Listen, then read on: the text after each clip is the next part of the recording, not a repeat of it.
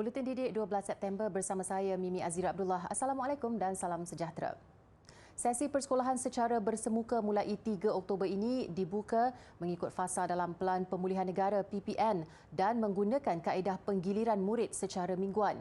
Menteri Kanan Pendidikan Datuk Seri Dr. Razzie Jidin berkata, sesi persekolahan 2021 juga dilanjutkan sehingga Mac 2022 bagi memastikan intervensi dalam kalangan pelajar lemah dapat dilaksanakan berikutan telah lama tidak hadir ke sekolah.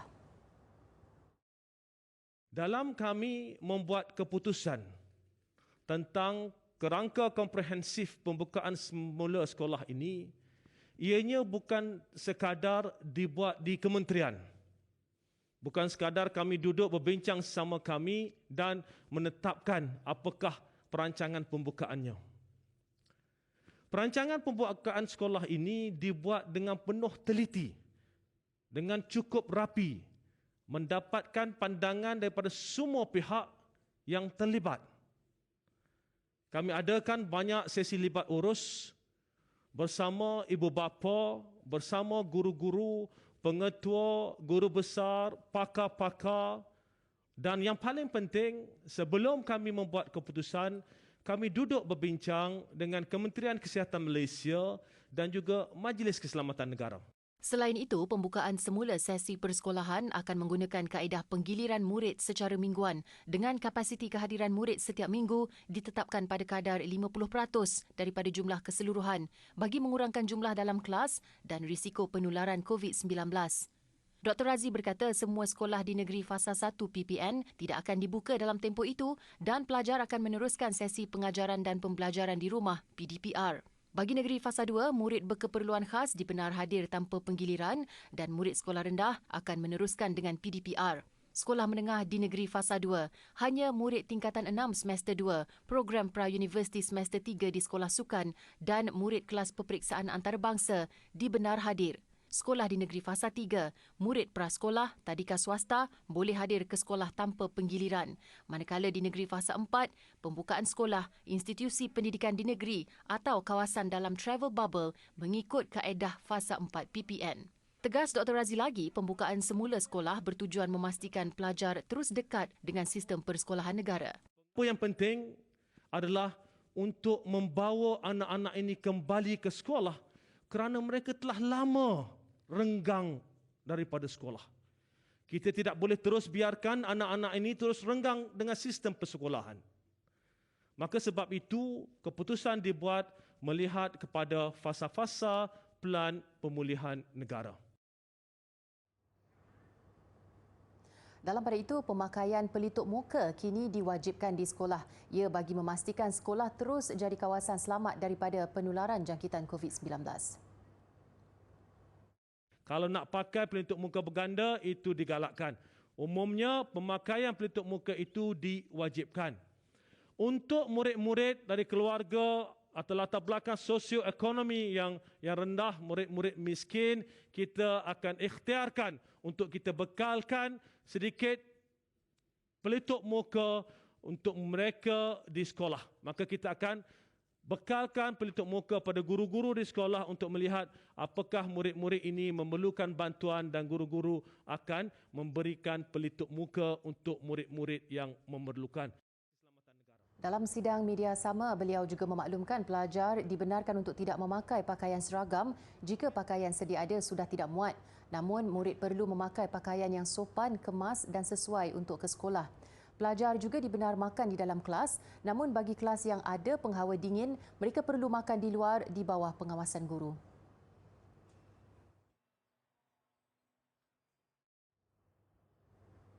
Sementara itu, 93,262 remaja berusia 12 hingga 17 tahun di Terengganu telah dikenal pasti layak untuk divaksinasi.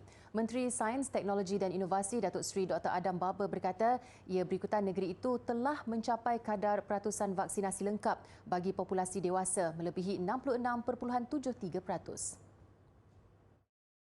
Data Terengganu telah menunjukkan bahawa sebelum akhir bulan September ini kita akan capai 80%, yang itu petanda bermakna petanda untuk memberi vaksin kepada remaja sudah ada. Jadi saya akan berkomunikasi dengan Kementerian Kesihatan Malaysia untuk memulakan vaksin sekiranya dibenarkan seawal mungkin dalam lewat bulan 9 ni. Jelasnya, sejumlah 643,187 dos vaksin akan dihantar secara berperingkat ke Terengganu bulan ini. Dan setakat petang semalam, pemberian kumulatif dos vaksin di Terengganu adalah 1.26 juta dos. Terengganu juga telah memperluaskan program vaksinasi walk-in atau jumpa terus terhadap individu berumur 18 tahun ke atas di PPV tertentu di semua daerah. Setakat ini, sekurang-kurangnya 14 PPV telah melaksanakan vaksinasi walk-in. Dalam perkembangan sama, 72.7% atau lebih 17 juta individu daripada populasi dewasa di negara ini sudah lengkap menerima suntikan vaksin COVID-19 setakat semalam. Menurut Jawatankuasa Khas Jaminan Akses Bekalan Vaksin COVID-19, 90.9% atau lebih 21 juta individu telah menerima sekurang-kurangnya satu dos, termasuk penerima vaksin dos tunggal CanSino. Sebanyak 38,260,575 dos suntikan vaksin telah diberikan, termasuk vaksin dos tunggal dan 2 dos. Semalam, 258,929 dos vaksin telah diberikan menerusi program imunisasi COVID-19 kebangsaan. Program itu dilancarkan pada 24 Februari lalu bagi memberikan vaksinasi untuk membendung pandemik COVID-19 di seluruh negara.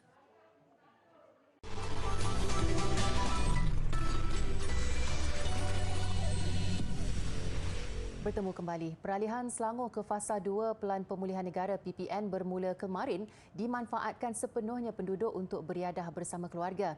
Antara kawasan tumpuan Pantai Morib di Kuala Langat, tinjauan mendapati kawasan pantai ini meriah dengan kehadiran pengunjung bersama ahli keluarga mereka. Tinjauan bersama pasukan Pantas Majlis Perbandaran Kuala Langat MPKL dan Polis Diraja Malaysia PDRM dari IPD Kuala Langat mendapati pengunjung di Pantai Morib mematuhi SOP semasa berada di kawasan pantai. Penyelaras skuad Pantas MPKL Mazlan Abdul Manaf berkata pemantauan dibuat dengan modus operandi lebih kepada memberi nasihat kepada pengunjung supaya memakai pelitup muka dan menjaga penjarakan fizikal menggunakan pembesar suara. Tujuan kita bersama dengan pasukan IPD Kuala Langat dan juga pasukan pemantau skuad pantas dan juga penguasaan untuk memastikan bahawa segala SOP yang telah ditetapkan oleh KKM dan MKN dipatuhilah, terutama bagi berkaitan dengan penjarakan fizikal, pematuhan kepada pemakaian pelitup muka dan juga kepada kebersihan kendiri dan juga kepada kebersihan persekitaran secara keseluruhannya. Di kawasan Kuala Langat, lazimnya Pantai Morib akan menjadi tumpuan orang ramai selain Pantai Cunang, Pantai Kelanang dan Bukit Jugra. Serta dekat sini pun kita tengok di belakang situ ada anggota jalan polis dan majlis pemandaran untuk jaga ke sini.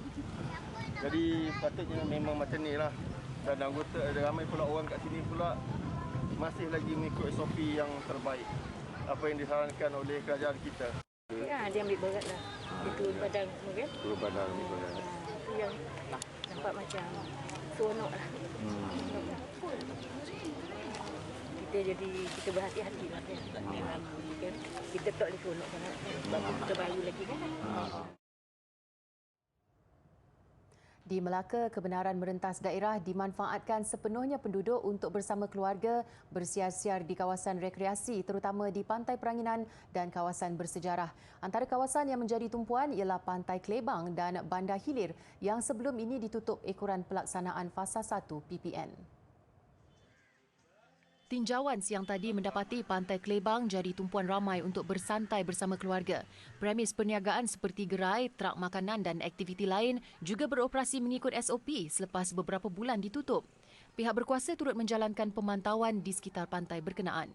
Dah stres orang kata duduk rumah kan, dengan kerja sekolah anak, dengan pekerjaan lagi kan. Tak boleh bawa anak-anak sekolah. Kadang-kadang kesian juga. Semua tak boleh, situ tak boleh, tak boleh. Bila ada peluang macam ni, kita bawa lah anak-anak kan keluar santai-santai macam ni kan. Saya ni baru 3 hari berniaga. Okay. Alhamdulillah, sangat-sangat rasa seronok sangat. Pasal kita nak tanggung kos makan, arnab kan. Jadi dengan dapat berniaga macam ni, kita dapat menghiburkan orang kan. Kita sendiri kita hibur kan. Kita dapat menjana kembali ekonomi kita. Lokasi pelancongan di sekitar Bandar Hilir termasuk Jonker Walk masih lengang. Hanya beberapa premis perniagaan terutama menjual makanan dan cenderamata dibuka di kawasan terbabit.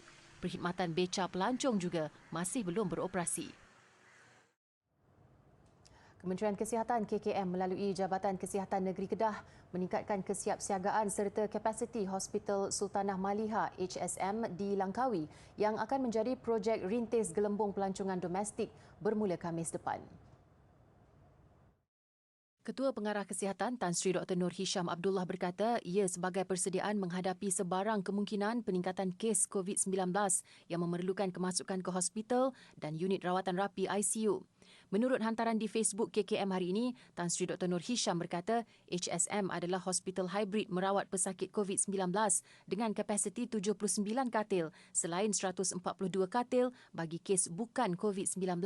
Pembukaan IPKRC Pusat Kuarantin dan Rawatan COVID-19 Lapang Sasar Antarabangsa Langkawi Malaysia LISRAM pada 4 Ogos lalu, sebanyak 60 katil tambahan disediakan bagi merawat pesakit COVID-19 kategori 1, 2 dan 3. Sementara itu, katanya bagi ICU, 8 katil tambahan disediakan sebelum ini menjadikan kapasiti katil meningkat kepada 13.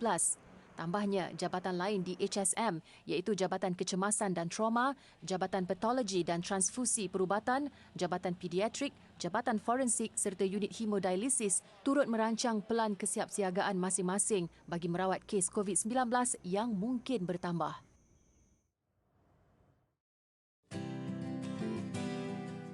Melaya, nama sebelum penubuhan Malaysia, menjadi tuan rumah untuk Festival Bola Sepak Merdeka. Turut dikenali sebagai Pesta Bola Merdeka, ia adalah sebuah kejohanan bola sepak tahunan yang diadakan dengan tujuan meraihkan ulang tahun kemerdekaan Malaysia. Acara tersebut adalah satu kejohanan berprestij dalam kalangan negara-negara Asia pada 1950-an sehingga awal 80-an. Peserta turut berlumba-lumba menghantar pemain skuad utama mereka. Pada 1957, Hong Kong merupakan pemenang kejohanan pertama. Bagaimanapun, kemeriahan kejohanan kebanggaan Melaya itu akhirnya diberhentikan selepas 1988 apabila banyak pasukan Asia memberi lebih tumpuan kepada kelayakan Piala Dunia dan Piala Asia.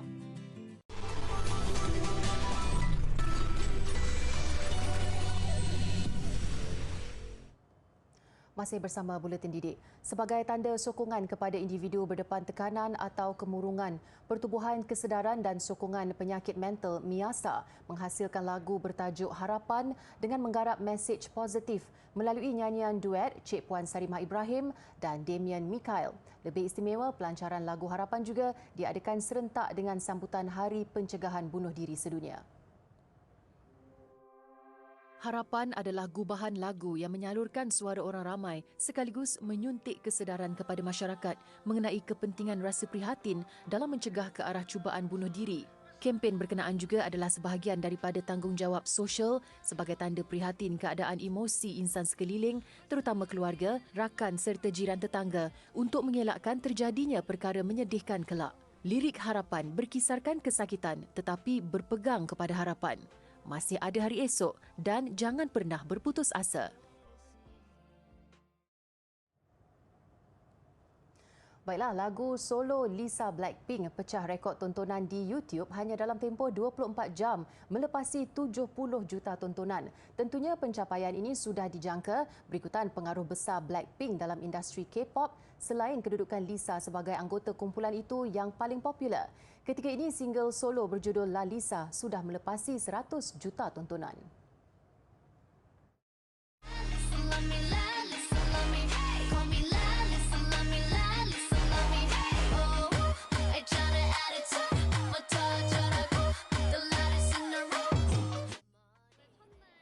Sekaligus mengatasi rekod Taylor Swift pada 2019 menerusi lagu Me iaitu lebih 65 juta tontonan. La Lisa turut mendominasi carta iTunes seluruh dunia sekurang-kurangnya di 60 wilayah. Pada masa sama, Blackpink kini artis dengan pengikut tertinggi di YouTube setelah mengatasi Justin Bieber dengan langganan lebih 65.2 juta.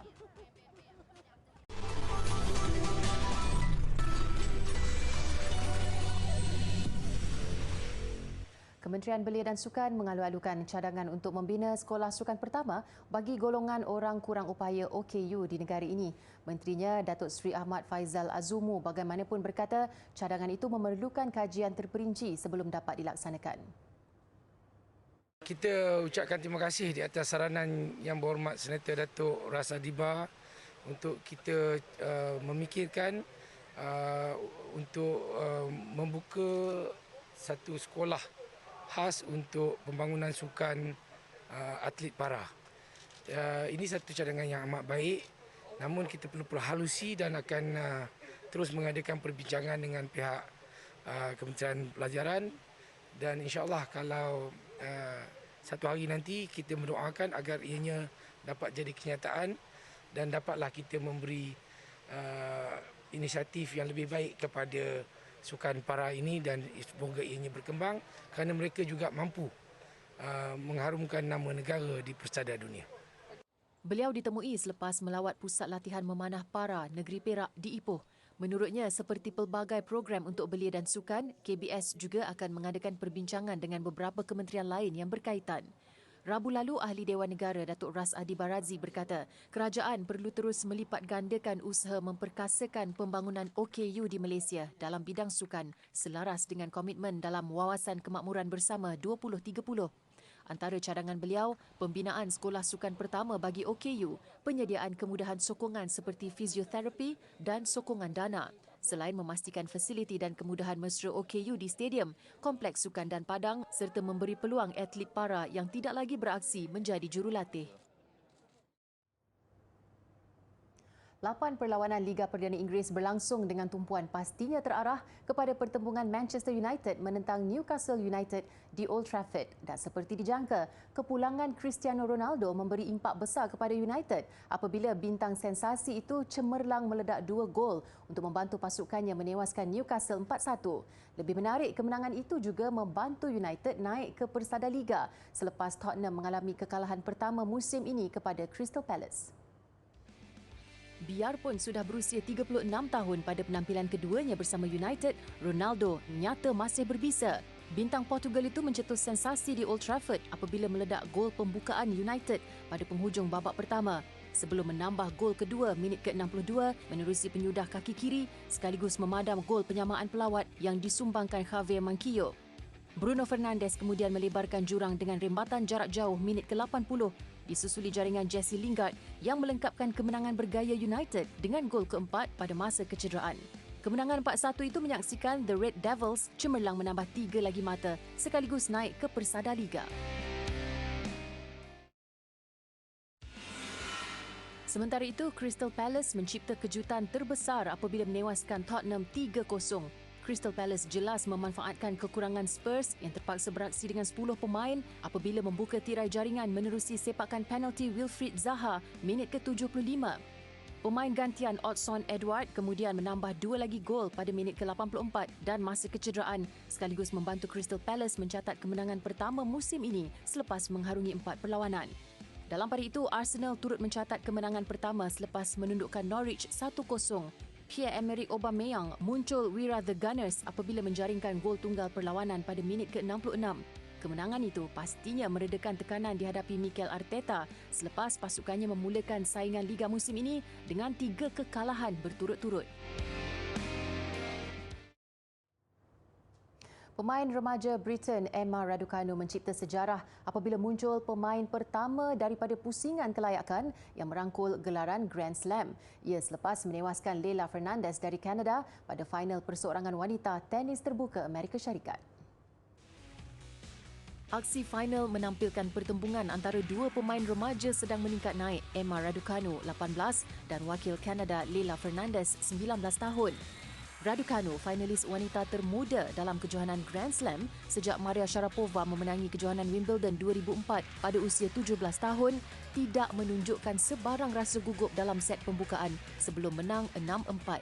Ketinggalan 1 mata di set kedua, Raducanu bangkit dengan pukulan servis terbaiknya untuk muncul juara. Pemain yang menduduki ranking ke-150 dunia itu juga menjadi pemain wanita pertama Britain memenangi mahkota Grand Slam dalam tempoh 44 tahun. Seterusnya, pelumba Mercedes Valtteri Bottas berjaya memenangi sprint race pada saingan Grand Prix Itali.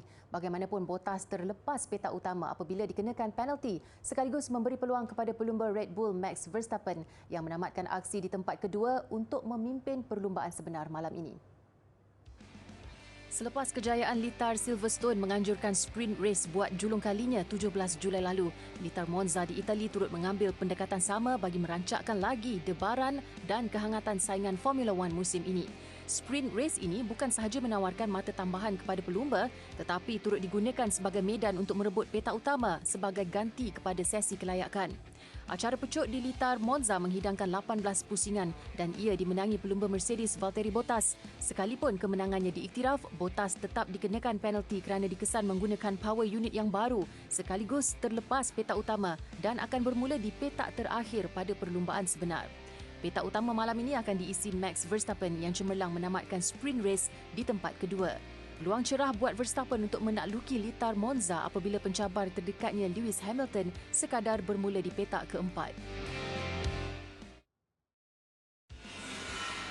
Sementara itu, dalam saingan MotoGP, pelumba Ducati Francesco Bagnaia berjaya menyambar petak utama pada Grand Prix Aragon. Pelumba Itali itu cemerlang mencatat masa terpantas 1 minit 46.322 saat sementara rakan sepasukan Jack Miller yang hanya ketinggalan 0.366 saat akan bermula di petak kedua. Manakala pendahulu keseluruhan Fabio Quartararo berpuas hati meraih petak ketiga. Ini kali kedua Bagnaia meraih petak utama musim ini dan dia sekali lagi berada di landasan tepat untuk meraih kejuaraan pertama dalam kelas perdana. Bagaimanapun, cabaran sengit bakal disajikan pelumba tuan rumah yang juga juara dunia 6 kali Marc Marquez yang akan bermula di petak keempat hari ini.